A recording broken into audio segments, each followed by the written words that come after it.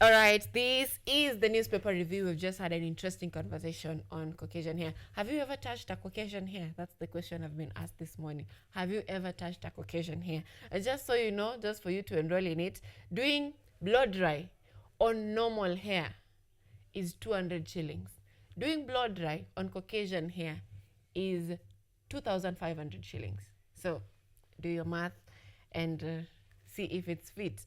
Doing dye on normal hair here in Kenya is around 500 bob. Doing that, doing blow dry on Caucasian hair is 1,600. Doing dye is 2,500. So do your math and see if it's fit for you. And just to read a quick feedback from our viewers back at home, we have Beyonce saying, looking good today, Sylvia. Oh, thank you. We have Iration Vibe saying, loving the show. We have someone saying, cosmetology to the world, show is on fire. Thank you so much. We have wanajua DJ Afro ama wanataka DJ Caucasian hair. All right. And someone is also saying, wanataka DJ Afro na DJ Caucasian hair. We also have someone saying, passion kweli, secrets ni do. And the bare minimum is the masters. That was a discussion on the launch today on cosmetology. At this moment, let's take a look at what is shaping our world of news and what is shaping our lives in terms of governance. Joining me this morning is two gentlemen, very able gentlemen joining me this morning, and I will give them a chance to introduce themselves today. Let me begin from Bobby. Thank you very much. I'm Bobby Odhiambo, a Kenyan citizen and a student at Kenyatta University, and also a student leader currently serving as the Kenyatta University Education Students Organization, ESO. Yeah, thank you. Thank you so much for making time for us this morning. Thank you. Joang. Nyaje. I'm happy and grateful to be here. I'm still Ojuang, mtoto wa Mariam, the voice of Ghetto, a communications expert, community leader, and peace and sustainability advocate.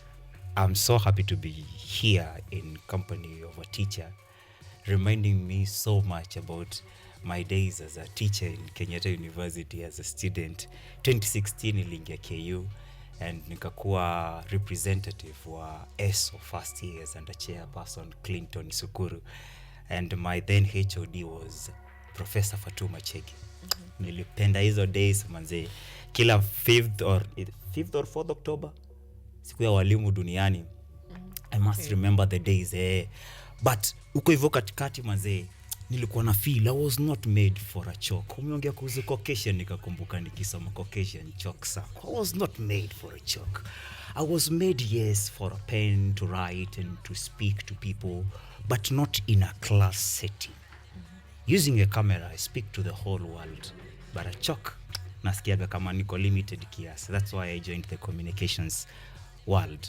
All right. It is now a full set of teachers. Manzeju. Information. Because I am also a teacher. So it is a full set of teachers right now. And let's take a look at what is shaping our world of news. We have Kenya's bold newspaper, The Standard. It's giving prominence on SHA rip-off. I think this story is also given prominence on the Daily Nation. Just because we don't have it does not mean that it's not there. So the story on SHA is also given prominence on the Daily Nation. And there is this guy called Abdi Mohammed, who is the CEO, or who is the chairman of Social Health Authority. Hapo jadi hapo zamani kidogo alikuwa among the people who own Ladnan Hospital.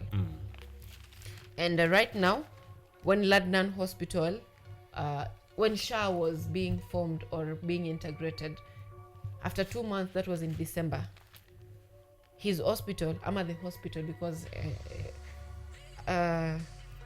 Duale amesema hayuko, so there is no conflict of interest.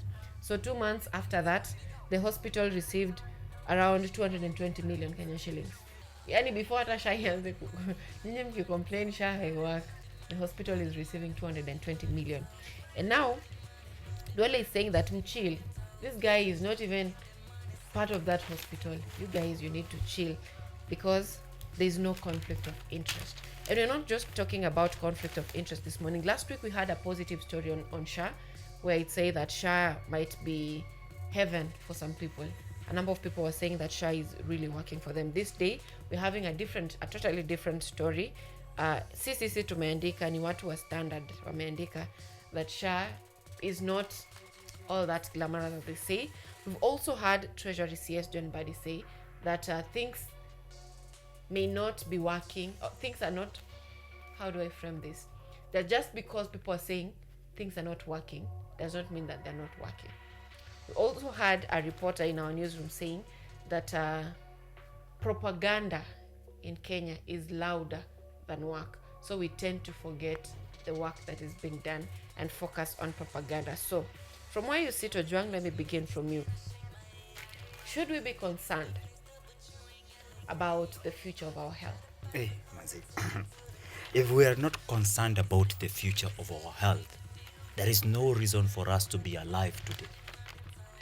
Why are you alive today and you are not sure of your tomorrow's health?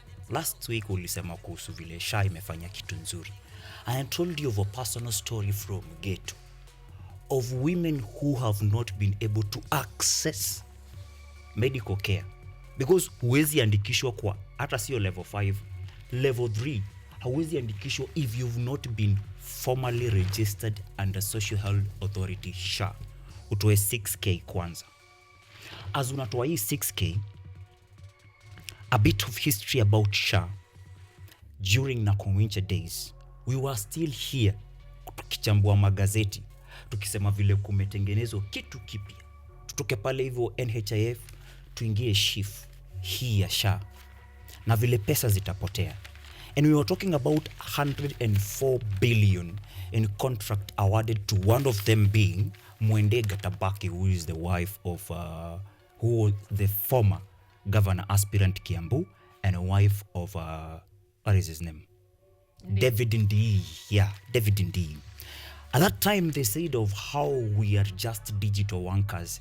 We have no clue what is happening. We have no clue the kind of safe haven President Ruto is creating for the communities of Kenya through SHA. Tukaendelea. As the Adani deal is happening in JKIA, we get news that these Adani brothers bado wako ndani ya SHA. And iko blanda tu inapanda. We katoka from one thing to another. Nakomincha had to go. And when she went, Kenya was given Dr. Barasa. And people said now, for the very first time, the Ministry of Health is under a real doctor. Atatujinjektia vitu huku na zitalainika. Nothing lainicad. The more we were seeing, the more we were not seeing. For people like myself wenye ni low vision ama ni short-sighted, hatukuwa na shida. Juu tumezoea kuona iko haiko. So people had hope on Dr. Barasa until a community health worker protested in her offices about how people are suffering under SHA. That day, they carried a woman who had a child, akielezea kilio chake kwa hosi anapitia kuhusu SHA. And then wakasema, just like vile governor wa Machakos wa sasa angesema kitambo, yaliyopita si Duale. So tukaletewa Duale wa ukuelo. So when Duale came, and they said that these things need politicians. If you want ministries to work, you need to have politicians who cannot be bombarded by MPs and vitu kama hizo for them to have autonomy. Sahi, the same Duale ameweza kufunga 10.6 billion ambazo hosi zinaitisha in claims. Hizi hosi umetaja moja ya Landnam. Wenye washapata pesa mingi kuliko Kenyatta University Teaching and Referral Hospital combined with Kenyatta National Hospital. Alafu unasikia kwa huu mchezo wa tauni Komsa a former CEO, yani wewe umetengeneza kitu umebuild, alafu ndo uweze kuiba vizuri, unajitoa kama CEO ndo uingie sasa kwa gava kama chair wa SHA. You start awarding yourself contracts. Wanasema hivi ndivyo inakaa trajectory. Year 1 atajiaward ATM kwa hosi yao, si ndio? year 2 hawezi jiaward chenye ulijiaward last year, so atapiga times 3. In fact hata ukiingia sako tu hivi za ghetto ndogo kama Verona ama Shofco, uweke usave unakopaga mara 3. So if this person with no goodwill and wants to steal from Kenyans through SHA atajipe 80 million leo, the next year atajipe 240 million. Next year mwaka wake wa 3 na wa mwisho wa hiyo contract mara ya kwanza atakuwa sha make sure ameingia billion. If watapega mchezo wa tauni vizuri areje tena for another 3 years, that guy leaves the government as a billionaire, as people at the community level continue to live impoverished lives, undignified lives juu ya the same SHA. Shida kweli ni SHA? Hiyo ndio swali tunafaa kujiuliza. All right, that's what I was also to ask Bobby. Is the problem really SHA, or the problem is because if as it was began on a goodwill. So is the problem SHA, or is the problem the people who are working around SHA, or is the problem the person who brought the SHA? I get you. The problem, I think the problem is not SHA. Actually, what I can say in relation to NHIF that existed in previously, SHA is brought to cover a wider range of the limitations or those problems that Kenyan citizens are going through. But the people who have been assigned to manage this system are the corrupt people. Actually, they are the people who are making SHA to become evil. But indeed, when I read it, details about the what it entails and the how do you call them, the plans that it has for the Kenyans are good plans, and it covers a wider range as compared to NHIF. But people who have been assigned to manage, just from the CS, Mr. Duale, up to these CEOs, chairman, these are the people who are misappropriating, are pilfering and embezzling the funds that are meant to run this system of health. So according to you, the problem is not SHA, the problem is the system. Yeah. Or the people. But The what people are assigned. what then do we need to do? Because we can't keep complaining that we have a problem, yet we there's nothing that is being done. What then can we do to avoid these complaints? I think a lot need to be done, actually, because first of all, you know very well that these people who are owning these things are having a monopoly on it. So it is like a business. Somebody assigned there, and this person is doing business with this government entity. So, for example, like just in this August, we are being told that 3.1 billion were given to around 1,429 hospitals. But yesterday in the evening, when you check the portal for that SHA, actually it has been logged. That Kenya Master Health Facility register that you can log in and check which hospital has been funded, which amount. That one is not there. It's So closed. this one raises questions and denies the common mwananchi to scrutinize on how the funds are being appropriated, or how the expenditure is taking place. And this is a clear indication that there is corruption being carried out in this SHA thing. All right. Yeah. So the only way we can solve the SHA conversation is when we are having deliberate leaders who are keen on making changes. That's what you say. Yep. Right now, still, as we are still on government allocations, we have on the day, this is the standard, right? We have on page 2, we have a story on Chan 2018 wrote how 1 billion grass pitch tender kicked off fierce courtroom battle. And we have a court stopping ministry from releasing 220 million to a private firm contracted to supply grass and equipment.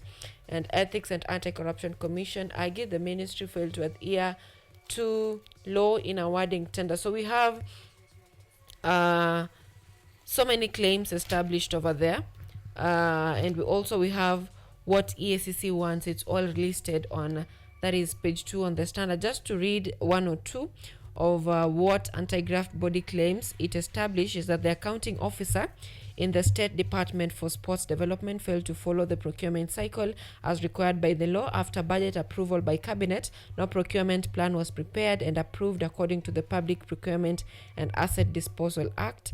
And we have procurement was not initiated through an approved purchase requisition. Procuring entity did not follow the required procedure to direct procurement as required. We have approval was not granted by the National Treasury. And also what EACC wants, we have a declaration that the 1.1 billion contract to be declared unlawful, fraudulent, a breach of public trust, and therefore null and void. We have the contract entered between Sports Ministry and Gregory Internation be cancelled. A permanent order barring the ministry from paying Gregory the contract amount. So we have this push and pull between the Ministry of Sports and EACC. These are a step forward towards fighting corruption. But my question is not about what the EACC is doing to curb this.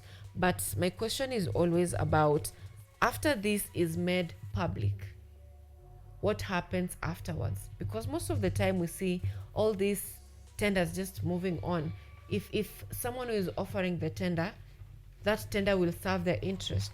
However much the EACC will back, because they're always the backing dogs most of the times. So however much this happens, you'll find that at the end of the day, this tender will still be awarded, and little to nothing will be done at the end of the day.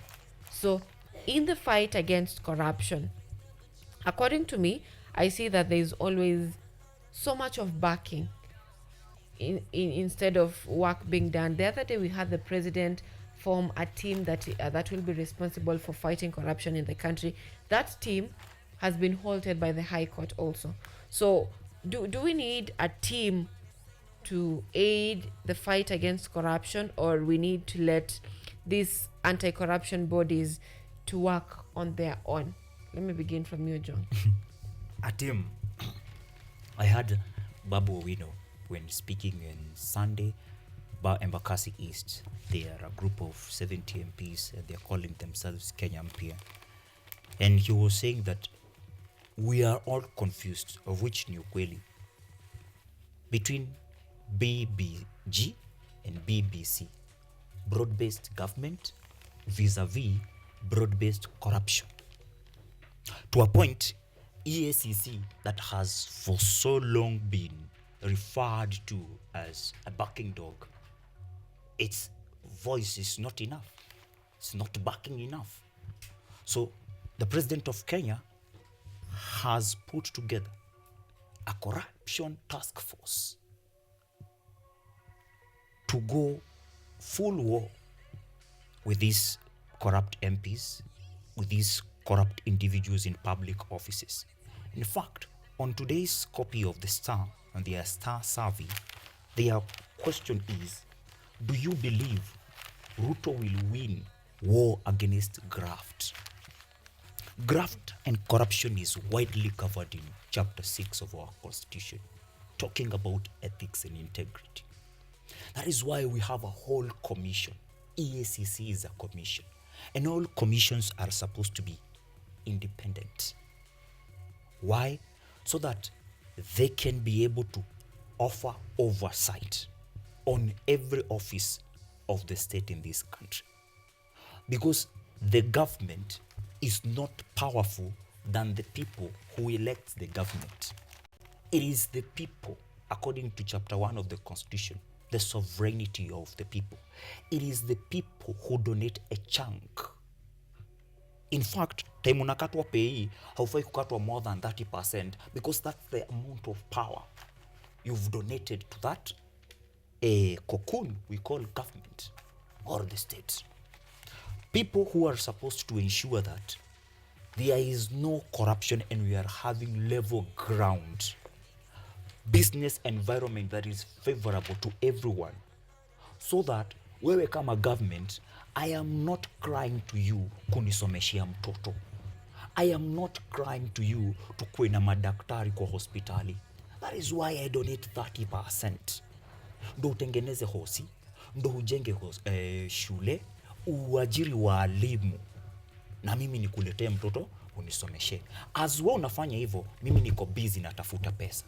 But in today's world, corruption is so enormous that we have money set aside to fight corruption, yet hizo pesa nazo zinapotelea kwa corruption.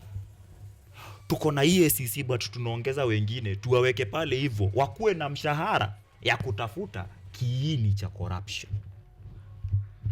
Corruption si kitu, corruption ni mtu, corruption ni personality, corruption ni kutoka rais kushuka. I had the embattled women representative for Nairobi who is facing some kind of kungoka yenye atangoka kubwa sana, saying that corruption inaanza chini ikipanda juu. The problem is everyone mwenye anasema corruption inaanza hapa chini ikipanda juu, they never say juu ni hadi wapi. That is why Kenyans are confused. Ni parliament corrupt ama ni ma-CS corrupt? When tunatoa 10 million ndo tupitishe finance bill yenye wa Kenya wamepotea, ni parliament corrupt ama ni mwenye amewatuma corrupt? Na if tunasema kuenda juu ni hadi wapi? Ni hapa kwa rais mwenye anatumana hii finance bill na anatumana pia na pesa zenye ataitishwa kuhonga, because kuhonga is a two-way deal. It's like seeing a girl who is pregnant and you want to focus on the girl. There had to be a Bobby there for this girl to be pregnant. So ndo corruption happened bungeni. Mi siwezi toka hapa manzeni kahonge mbunge. It has to be millions. Who has the financial power to do these millions? So if mwenye sisi tunajua yeye ndiye from nini to above, si yeye, then the IMF is corrupt in itself. Hawa wenye wanatufund wako corrupt in their self, meaning corrupt si a state na si institution, ni mtu na inaweza wisha sisi tukitaka. It's about goodwill. Bila goodwill tuwezi maliza corruption. Kibaki alishindwa. Ruto anataka kutuambia ati anajaribu, yet tunaambiwa corruption inaanza hapo hivyo kwa kanisa ya 1.2 billion. All right, now Bobby, do you think we can Ruto can end the fight against corruption? Okay, according to my view, I think it's very hard, because first of all we need to deal with the big fish the way we are dealing with the small fish. You cannot claim that you want to end corruption and yet you are the person who is spreading it. Yeah. What I'm saying is this. In Kenya, we've seen, we've heard, actually it is everywhere, and it is yeah. So somebody cannot claim that a section or the members of parliament are involving in corruption, yet we've had many cases in Kenya of corruption surrounding the executive arm of the government. So that one, it is very ironical, somebody to say that, oh, we want to deal with the corruption, there are some people who are involved in the corruption down here, but yet people who surround you, including you, are engaging in corruption. That's what I'm saying. If we want to end corruption, corruption start by you, and if you want to end it, let us engage in a meaningful discussion. Let us scrutinize ourselves first before we talk about ending corruption. Otherwise, we should deal with the big fish the same way we are dealing with the small fish. Yeah. You've talked about dealing with the big fish the way we deal with the small fish, and corruption starting with the executive. If I look at past experiences, we've had several allies of President William Ruto being accused of corruption. We had Mithika Linturi. We didn't see him fire him, because we expect, if someone is saying that it's alleged that you are corrupt and you're holding a high office, you should be fired. We didn't see him fired. He was silent. We saw John Waluke, we saw Nahumicha when the medics were saying that she's not qualified. We have seen several people who are fronted to be when Ruto is told, or when EACC or the public is saying this person is corrupt. But we've never seen any action taken against them, unless if you're in opposition, you're opposing the government, or wewe mambo yako ni kama umeanza kufuata DCP kidogo kidogo uko kamiti. So we've seen the only faces that are successful in terms of the fight against corruption is if you're against the government. We saw Natembea being given off days, 60 off days.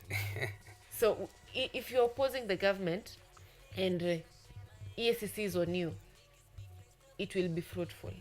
But if you're in government, however much you are accused of corruption, however much international media stations and local media stations cover your story on corruption, nothing will be done for you. Nothing will be done against you in terms of taming you or getting you out of office. We've had the situation of DP, the Inspector General of Police, that is DIG. We've had him accused of something that is unlawful. But what have we seen? He's gotten back to power without any word from the president. And now when members of parliament, right now they're being accused of corruption, but we've had them saying that walikuwa wanaletewa pesa in millions for them to for bills to be passed, for hosting to go on, that is of former DP Rigathi Gachagua. So who are we blaming here, if at all? What we see clearly that this should be done, a word should be given, is not done. And just speaking on corruption and everything to do with money, we have a story on the Star, and that story is talking about pensions. And the judges, members of parliament, they are claiming that they need to be given more benefits on their retirements, and that will cost Kenyans up to around 15 billion Kenyan shillings. I think Ojwang, you should take us through that. Yeah. It is on that Star, and the most fascinating thing is the person who is there himself is not a judge. He's a politician. Sometimes Blue Smile ndo alifanya nijue hii gazeti kumbe inakuwaga ni gazeti ya gava pekee. And they are talking about how judges edge closer to pension jackpot as politicians queue. So after judges wameshapata yao, tupige mchezo wa tauni, alafu sasa politicians wapate yao. Your president has been set. How come the judges watapata hii na sisi hatupate? And on top of that, they were also given the mileage allowance. Yeah. So hiyo haitoshi. So they want more. But our constitution has always addressed corruption.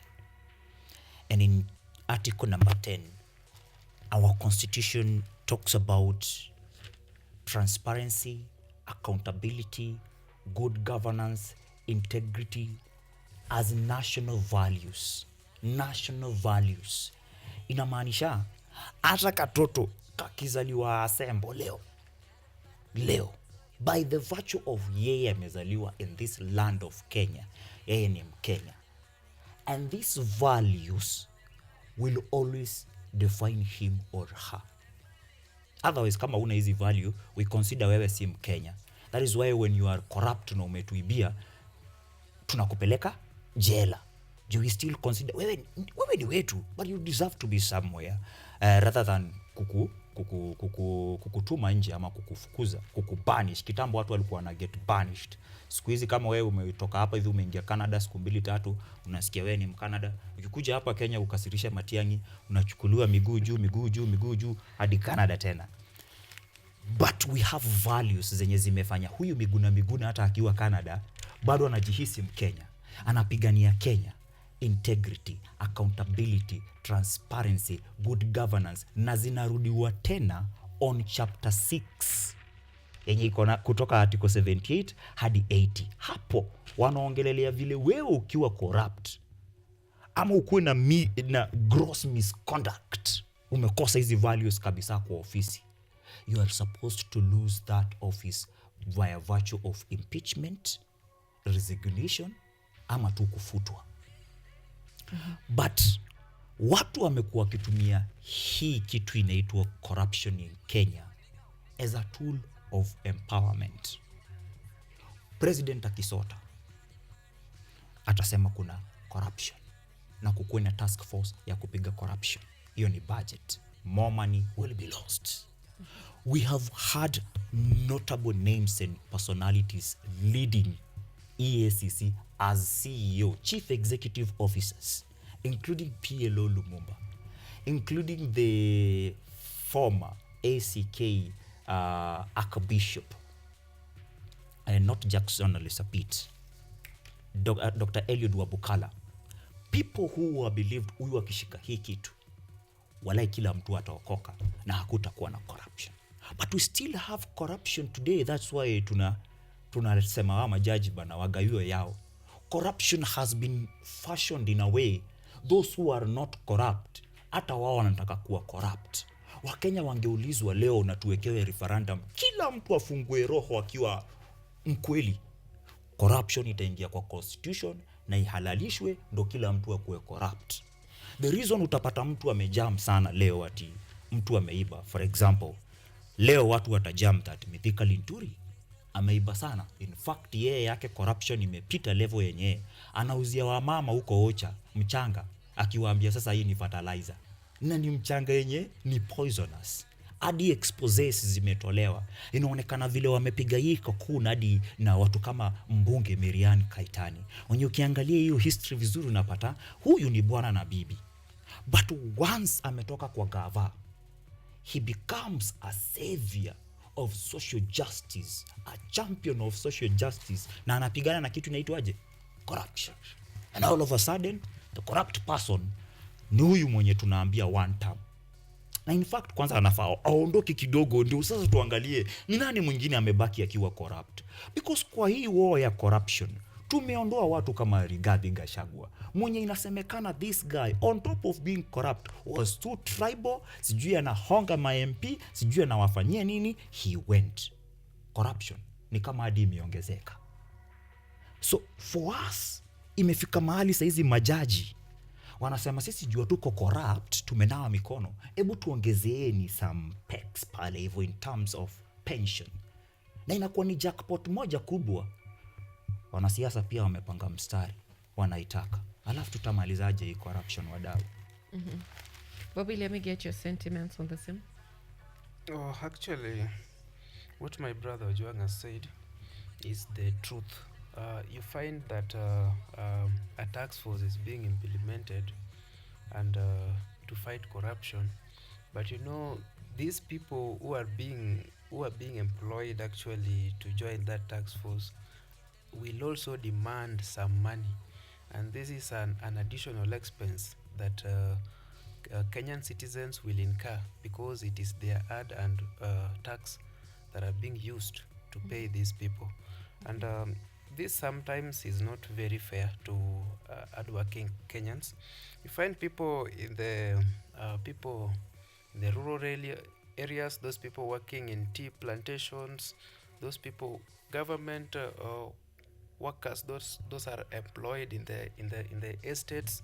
These people are toiling and moiling, spending sleepless nights, only to receive a slap on the face.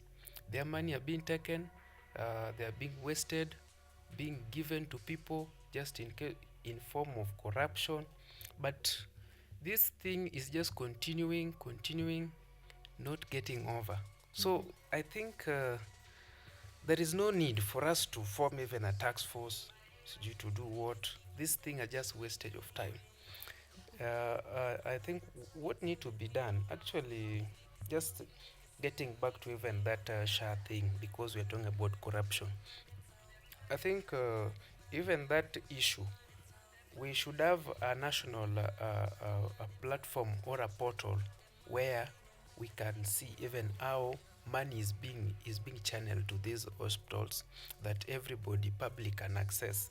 And also the whistleblowers should be empowered. There should be an enacted law or rule to protect these people, because now when you are found or reporting or you want to oppose people who are doing this corruption, there is an action that you're going to be taken by these people. Actually, this this thing that these people are saying, oh, we want to fight corruption, we are doing this, that is just a lie. The thing is, they're just doing this to please Kenyans, but in real sense they know they are engaging in this thing, that is their own business, they are earning from it.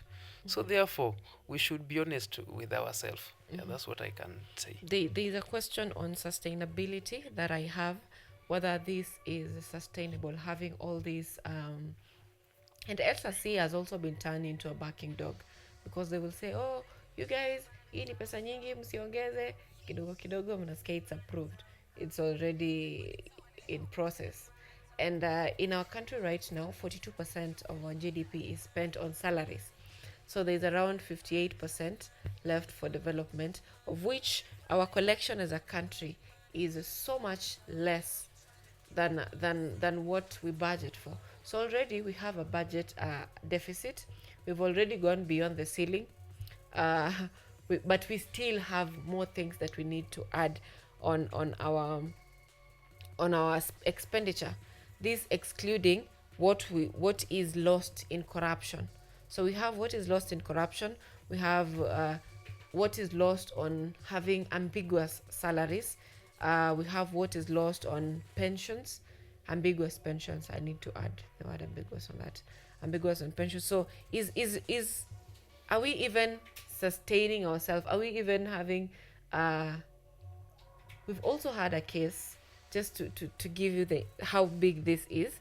We've also had the Treasury CS saying that he is allowed as the CS to give budgets for upcoming critical issues, and this is an example, is compensating those people who had lost their lives or lost a thing or two during protests, that is compensating those victims.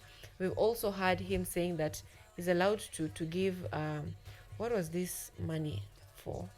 There's something that he also mentioned, that he's allowed to to give allocations based on the need. So we have all these things that are coming up, apart from the budget that we have, which is already more than what we collect. So we have the budget, all these things exceeding. So are we really being sustainable as a country? Because if we look at the standard, I think it's on page 3, saying that parents are forced to shoulder burden as state delays capitation. So is this really something that is sustainable for us as a country? I will start with the comment, not from this platform, that you got somewhere, that there is either work or no work, but the amount of propaganda surrounding all this is so loud that it overshadows everything else. For example, the SRC is a commission that has no power. Why? If the members of parliament want to add their salaries, they will just sit in parliament, either in the National Assembly, the Senate, or the different county assemblies that we have, and they allocate themselves whatever they want. An SRC will not have anything else but to comply, because who budgets for the 30% you contribute to this government as tax? It's the parliament. It is the same parliament that is now fighting for the pensions jackpots for the judges, because they have that power. If we had a parliament in this country, kila kitu kingekuwa shwari. I'm telling you, people are living under dictatorship in other worlds. But by the virtue of having a house of representatives, they are so much ahead than us. So, to be able to get this sustainability, we have to appreciate the now.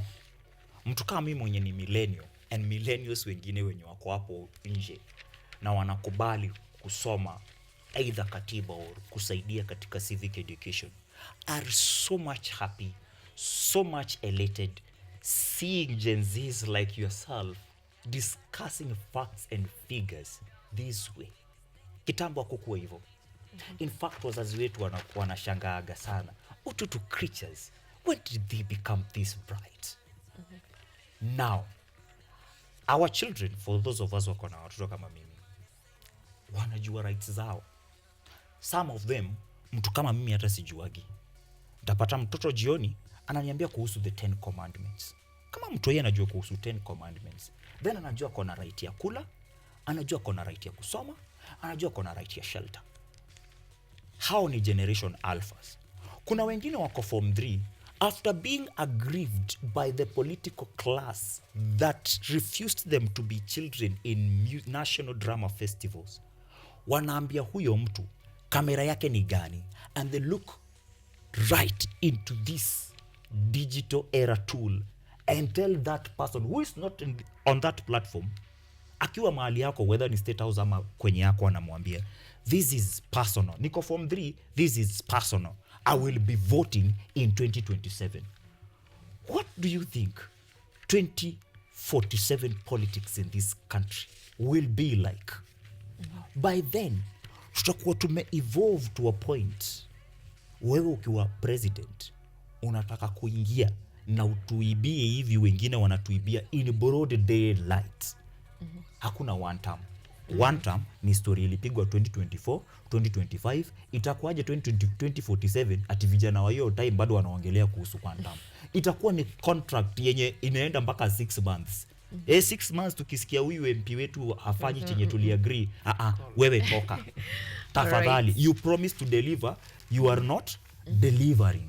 Okay. Sustainability inakuja in us, kuendelea kufunza watu kuhusu hii pesa, ndio tuache kuibiwa in broad daylight through kitu inaitwa misappropriation of funds, budget zenye hatujazipangia.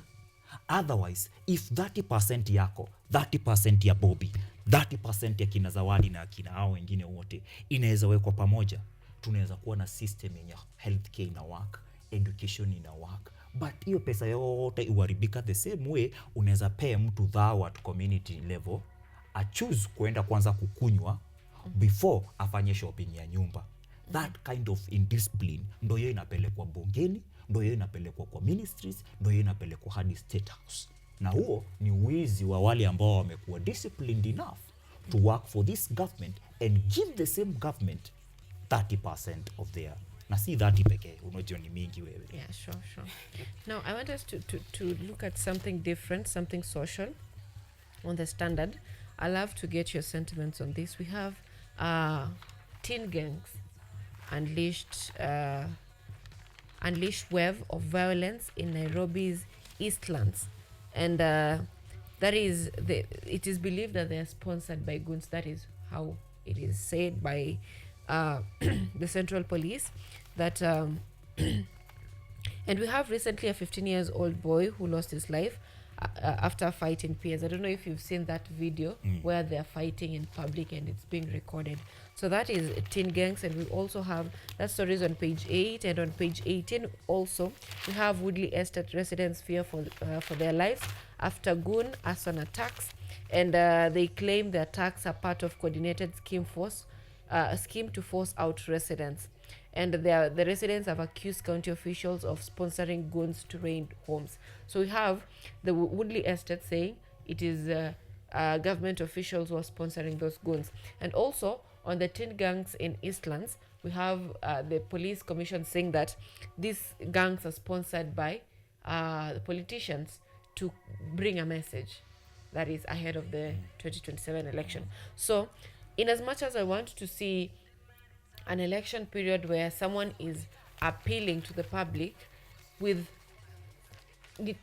things that are tangible, the change that is going to make, I'm seeing a regime where when we are nearing elections, we see massive death of politicians. This is just my observation. We have seen an increased number of politicians who are dying.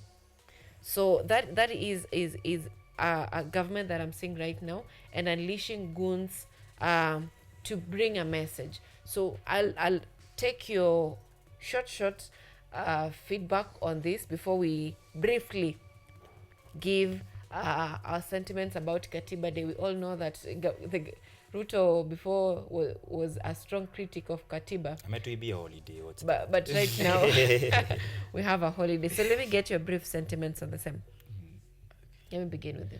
Okay, I want to say that it is very uncalled for and very uncouth for our politicians to use just citizens who are very innocent to accomplish their pseudo incompetent interest. And that is very, very worse and very bad of these people, because they take advantage of these people, because these are people who doesn't have something uh, in their hand, or who doesn't have something to show. So these politicians take advantage of these people to accomplish their missions, knowing very well that they haven't done anything for the citizens to retain their positions come 2027. And this, I think it is a high time for Kenyans to wake up and just wake up from their comfort zone,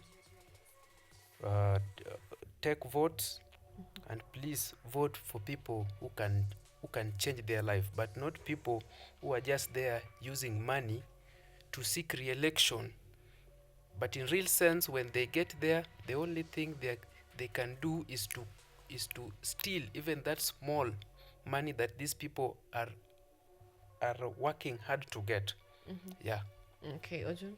An analogy is given of two people who want to cut a tree. They've been given 1 hour. One person will start immediately in the cutting. The other person takes 40 minutes sharpening the axe and uses 20 minutes to do the work and wins. It's perspective. It's mind games that the government keeps playing on the vulnerable citizens who are poor. Poverty is not real. Poverty is a weapon that people who use it have harnessed the knowledge and have learned the art of using it against the innocent people of any community or society in the world. So today, we talk about goons, we talk about gangs. These are people, our age mates and below, the youth, same people that if you give 500 today, they will either eat and you will meet tomorrow in church. If they love singing, you will see them singing. These people we call gangs, you'll also, and goons, you'll also meet them in social places. Juzi kumekuwa na harusi ya watu wawili pale hivyo, VJ Patel that went viral. If you see the VJ Patalo and the Sura and the Blinks fighting someone else out there, you'll see these are gangs who are fighting. But deep down, since the Bible says that we are all equal and same before God, they are our brothers and sisters who are being used badly by their elder brothers and sisters or parents or grandparents who have no goodwill. It narrows down back to all of us that we have choices in our hands. If they are using poverty as a weapon, we have a weapon that Bobby is calling a voter's card. And instead of spending all our time getting this weapon, we should spend our time first sharpening our knowledge with civic education, so that even as I use this weapon on that August of 2027, I will vote in the right guy. Right now, and this will be even my finishing story, we are talking about the by-elections headaches that are rocking Ruto, Raila, Gachagua camps. This is because These are political leaders with parties, and they want to impress the people.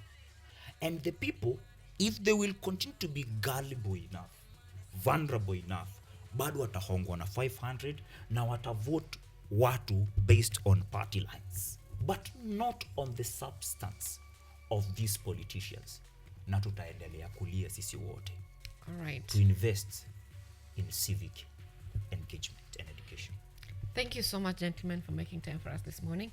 And for our viewers back at home, just so you know, tomorrow is Katiba Day. You are supposed to go to work, but engage in a civic activity. Those are directives from the president. So it is a holiday, yes, but you will be going to work tomorrow. It is to honor the promulgation of the 2010 Constitution. It is Katiba at 15 years since the promulgation of the Constitution. Just to read feedback from a few individuals, we have a feminist podcast. Quite a lot from the person saying, jokes aside, okay. Okay, let me read a different one. Watu wanasema SHA is not working, must be new to the system. This is exactly how they intended to work. And someone is saying ameno juang. Shida ni ati system ina protect the big fish. Mnajua billionaire mgani ako jela. You can't bring down the empire while in need. It always tries to protect itself. Just saying. So that is a feedback from a feminist podcast who was following this discussion this morning. Thank you so much, back at home, for staying with us for the last 2 hours 30 minutes or so on this segment, Biashara Tuesday. So much in store for you in other discussions coming up, but from us today, it's goodbye.